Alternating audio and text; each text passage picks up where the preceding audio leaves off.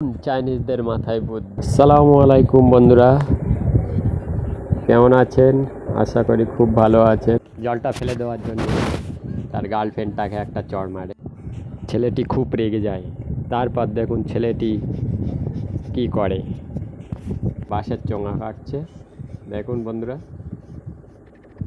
কি করে, দেখা যাক,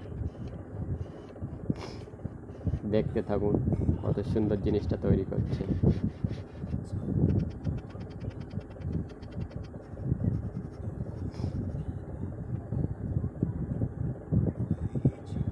সবচাইতে বুদ্ধি বেশি বাঙালিদের, কিন্তু বাঙালির উপরে আছে চা। জলের পাত্রটা দেখে যদি ভালো লাগে তাহলে বন্ধুরা একটা লাইক ও শেয়ার করবে। ওকে বন্ধুরা,假意或真虚，只有一个人还爱你虔诚的灵魂，爱你苍老的